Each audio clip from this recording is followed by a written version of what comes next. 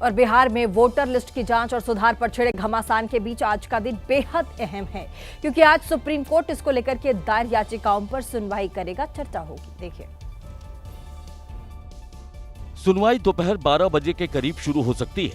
चुनाव आयोग के SIR यानी स्पेशल इंसेंटिव रिवीजन अभियान को लेकर कुल 11 याचिकाएं सुनवाई के लिए लगी हैं, जिनमें ज्यादातर याचिकाओं में चुनाव आयोग की इस कार्यवाही का विरोध किया गया है और इस पर तत्काल रोक लगाने की मांग की गई है।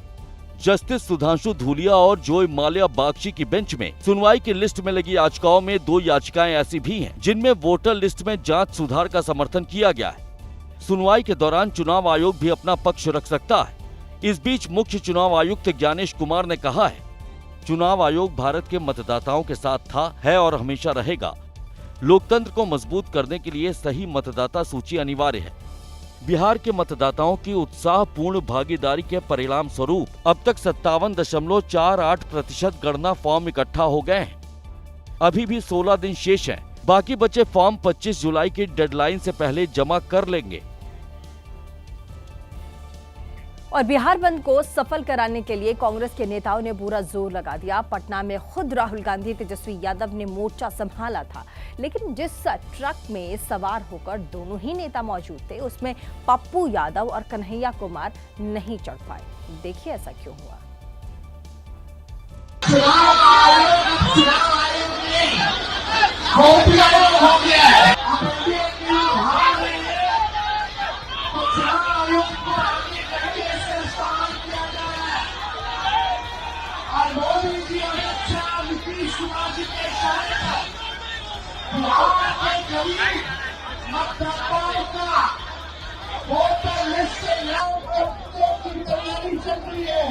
चुनाव आयोग पर यह हमला तेजस्वी यादव ने कल यानी बुधवार को किया।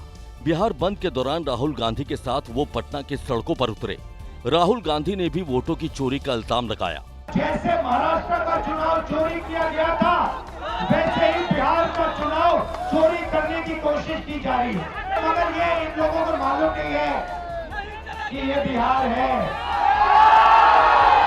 ये बात समझे नहीं है, ये बिहार है और बिहार की जनता ये कभी नहीं होने देगी।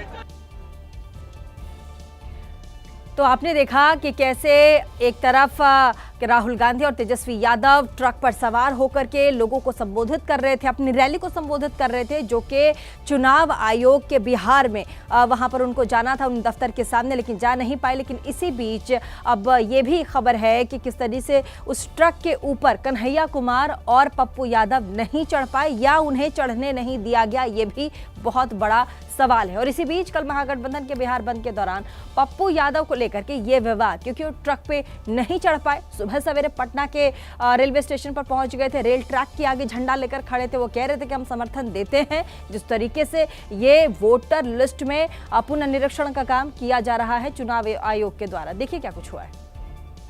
वीडियो में नजर आया कि महागठबंधन के कई नेता ट्रक पर चढ़ रहे थे। तभी पूर्णिया से निर्दलीय सांसद पप्पू यादव भी पहुंचे, लेकिन सुरक्षा कर्मियों ने उन्हें ट्रक पर चढ़ने नहीं दिया। पप्पू यादव को मंच पर जगह नहीं देने पर राहुल गांधी ने नाराजगी जताई है। वो जल्द ही पप्पू यादव से मिल सकते हैं। पप्पू यादव ने कहा कि जनता के लिए जहर भी पीना पड़े तो वो पी लेंगे। जनता से बड़ा कोई कुछ नहीं होता।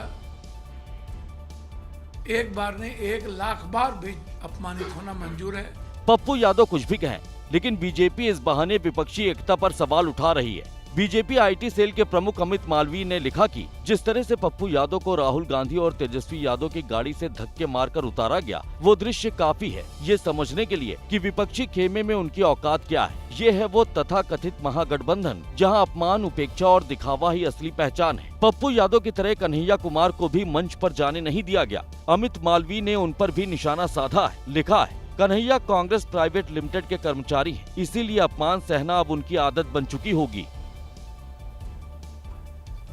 और बिहार बंद के नाम पर हाजीपुर से आरजेडी कार्यकर्ताओं की गुंडई की तस्वीरें सामने आई है। यहां पर आरजेडी कार्यकर्ताओं पर बीच सड़क पर एक महिला से बदसलूकी का आरोप लगा है, तो एक दुकानदार को जबरन दुकान के अंदर करने का भी आरोप लगा है। देखिए, ये 2 तस्वीरें बिहार के हाजीपुर जिले की हैं, जहां पर बिहार बंद के नाम पर आरजेडी कार्यकर्ताओं की गुंडागर्दी सामने आई। पहली तस्वीर में एक महिला स्कूटी पर सवार दिख रही है, जो जब वहां पहुंची जहां पर आरजेडी कार्यकर्ता प्रदर्शन कर रहे थे तो उनके साथ बदसलूकी की गई। आरजेडी कार्यकर्ता तेज आवाज में महिला को चिढ़ाते दिखे, जिसके बाद महिला को वहां से लौटना पड़ा। तो दूसरी तस्वीर में एक दुकानदार अपनी ही दुकान में बंद दिख रहा है। आरोप है कि आरजेडी कार्यकर्ताओं ने इससे जबरन दुकान बंद करने को कहा था, लेकिन जब ये तैयार नहीं हुआ तो इसे जबरन ही इसकी दुकान में कई घंटों तक बंद रखा गया। वोटर लिस्ट वेरिफिकेशन के नाम पर जिस तरह का बर्ताव आरजेडी के कार्यकर्ताओं की ओर से किया गया, उसे लेकर बड़ा सवाल खड़ा हो गया। खासतौर से जिस तरह से चौराहे पर महिला के साथ बदसलूकी की गई, उस पर सवाल खड़े हो रहे हैं। बिहार बंद के नाम पर आरजेडी कार्यकर्ता जमकर हंगामा करते दिखे। कहीं टायर जलाकर उपद्रव किया तो कहीं रास्ता रोककर सरेआम क्रिकेट खेलते दिखे, जिससे बड़े सवाल खड़े हो रहे हैं। और अब एक बड़ी खबर है जिसमें एबीपी न्यूज का असर हुआ है। दिल्ली की मुख्यमंत्री रेखा गुप्ता के लिए 60 लाख रुपए के खर्चे से जो सरकारी बंगला संवारा जा रहा था, उसका टेंडर रद्द हो गया। देखिए, पीडब्ल्यूडी ने सीएम रेखा गुप्ता के बंगले के रिनोवेशन के लिए 60 लाख रुपए का टेंडर निकाला। 2 जुलाई को ये खबर सबसे पहले एबीपी न्यूज ने जनहित में दिखाई थी और खबर का असर ये हुआ कि पीडब्ल्यूडी ने रेखा गुप्ता के मुख्यमंत्री आवास का ये टेंडर प्रशासनिक कारणों का हवाला देते हुए रद्द किया है। बीजेपी को दिल्ली की सत्ता दिलाने में केजरीवाल के शीश महल का बड़ा रोल था, लेकिन सीएम रेखा गुप्ता के बंगले की बात आते ही आम आदमी पार्टी इसे माया महल कहकर हमलावर हो गई, क्योंकि टेंडर के मुताबिक बंगले में 9,30,000 के 5 टीवी सेट, 7,70,000 के 14 एसी, 5,74,000 के 14 सीसीटीवी कैमरे, 2 लाख का पावर बैकअप यूपीएस सिस्टम, 1,80,000 के 23 रिमोट कंट्रोल सीलिंग फैन, 91,000 के 6 गीजर लगाए जाने थे, 77,000 की वॉशिंग मशीन खरीदी जानी थी, 6 लाख के लैंप, लाइट और झूमर लगने थे।